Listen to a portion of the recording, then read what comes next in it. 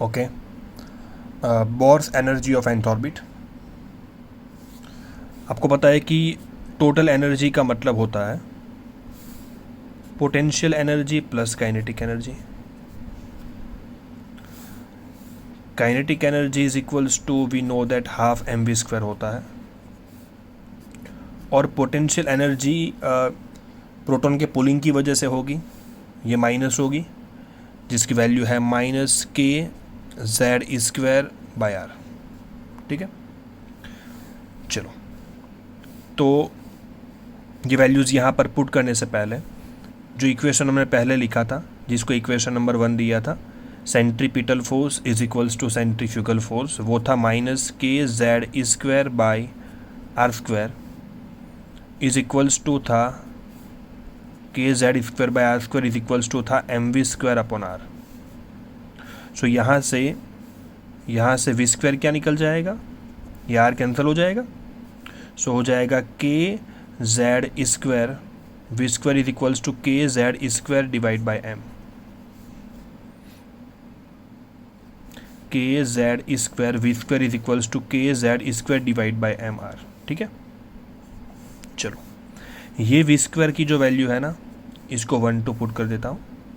ये v² की value equation number 1 में पुट करता हूँ। सो काइनेटिक एनर्जी हमारी हो जाएगी इज इक्वल्स टू 1/2 m, और v² हो जाएगा kz²/mr। कैंसिल, तो हो जाएगा 1/2 kz²/r। ठीक है, सो अब इक्वेशन देखो, ये 2 और 3 को जरा गौर से देखो, पोटेंशियल और काइनेटिक एनर्जी। पोटेंशियल एनर्जी और काइनेटिक एनर्जी में पहली बात यह है कि पोटेंशियल एनर्जी जो होती है ऑलवेज माइनस होती है, ऑलवेज नेगेटिव, और दूसरी बात काइनेटिक एनर्जी से डबल भी होती है, and double then kinetic energy. So सीधी सी बात है, पोटेंशियल एनर्जी डिवाइड बाई 2 करूंगा तो क्या मिलेगा, kinetic energy. Potential always minus, आपके सामने है इक्वेशंस, इसको मल्टीप्लाई बाई 2 करूंगा तो आपको पोटेंशियल मिलेगा। पोटेंशियल हमेशा माइनस, काइनेटिक तो माइनस कभी हो ही नहीं सकती है। I hope you are clear. So energy of nth orbit हो जाएगा, पोटेंशियल कितना आया हमारा, -kz²/r, प्लस काइनेटिक कितना आया, +1/2 kz²/r। तो -1 में से हाफ गया तो -1/2 बाकी बचा, सो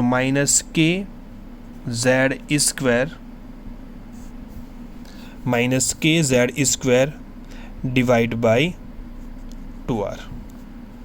ठीक है, क्योंकि ये क्या हो जाएगा, देखो कॉमन निकाल लिया हमने, क्या kz²/r कॉमन निकाल दिया, तो -1 + 1/2, एक में से आधा गया तो -1 बाकी बचा, सो ये रहा -1 + हाफ, -हाफ बाकी बचा, सो -kz²/2r।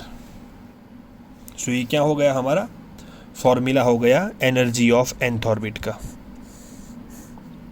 ठीक है, चलो अब क्या करेंगे, हम यहाँ पर इसको r की वैल्यू पुट करके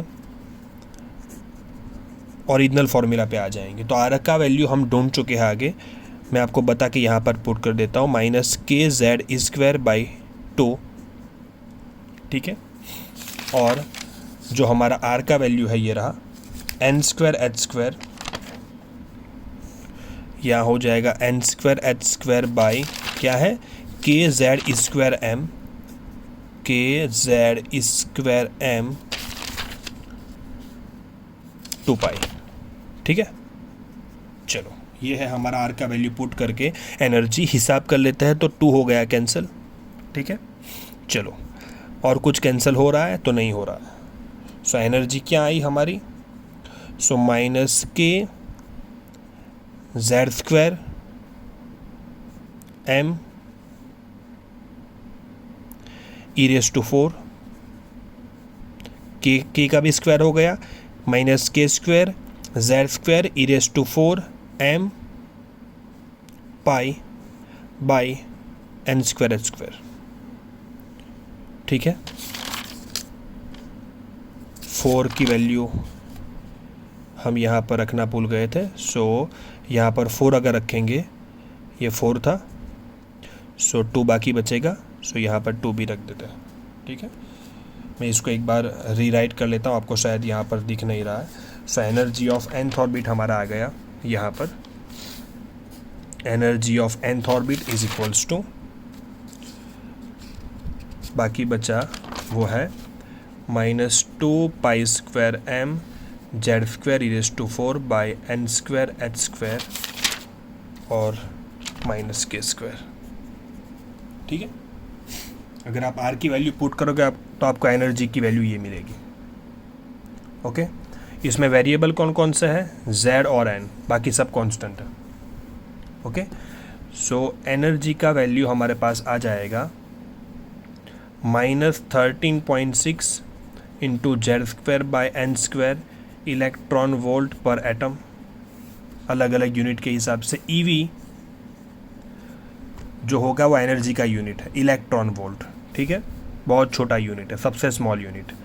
-313.6 into Z square by N square kilo calorie per mole हो जाएगा, या तो आप अलग यूनिट में -2.18 इंटू 10⁻⁻18 -2.18 इंटू 10⁻⁻18 हो जाएगा into Z square by N square joule per atom हो जाएगा। सो ये अलग अलग यूनिट के अंदर एनर्जी का वैल्यू है हमारे पास, ठीक है। सबसे ज़्यादा इसकी ज़रूरत पड़ेगी, लेकिन तीनों याद रखना है, ये तीनों वैल्यू हमें याद रखनी है। इलेक्ट्रॉन वोल्ट पर एटम, दूसरा किलो कैलोरी पर मोल और तीसरा जूल पर एटम, ठीक है। आपने अगर देखा हो तो यहाँ पर ध्यान दो, ये काइनेटिक एनर्जी है और ये एनर्जी है, देखो सेम ही है, kz²/2r, खाली काइनेटिक एनर्जी प्लस है और एनर्जी माइनस है। So kinetic energy is equals to हमेशा energy of nth orbit, but energy हमेशा माइनस, और ये दोनों से डबल, ये दोनों से डबल क्या होता है, पोटेंशियल एनर्जी जो होती है हमेशा डबल होती है। यहाँ पर लिख देता हूँ, doubles then kinetic and energy of nth orbit. ये चीज़ दिमाग में रखनी चाहिए हमारे हमेशा, ठीक है।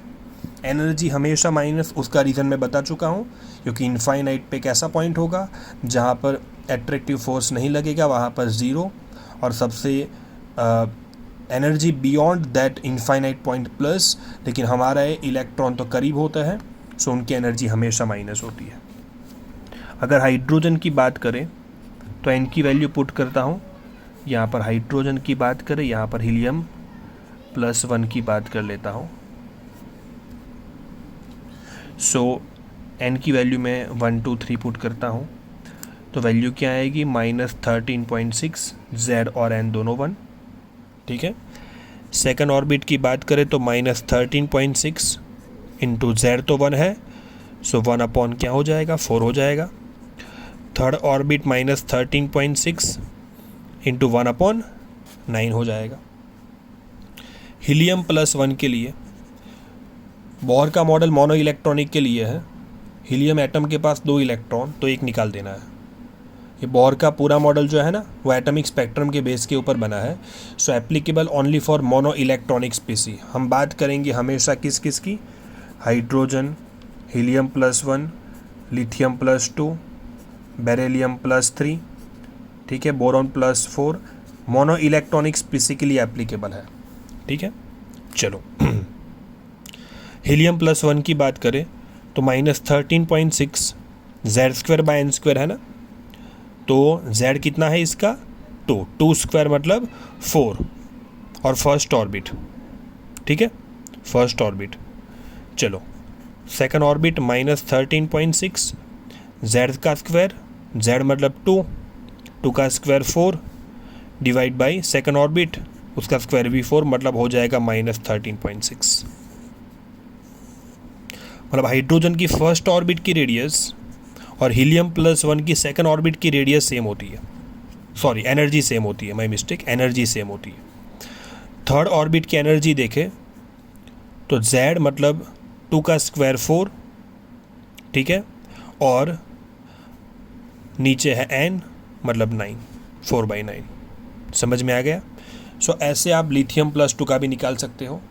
ऊपर Z कांस्टेंट रहेगा, उसका 9 रहेगा, 3 का स्क्वायर, और नीचे आप 1 स्क्वायर 1 फिर 4 फिर 9, ठीक है, ऐसे पुट करते जाओगे।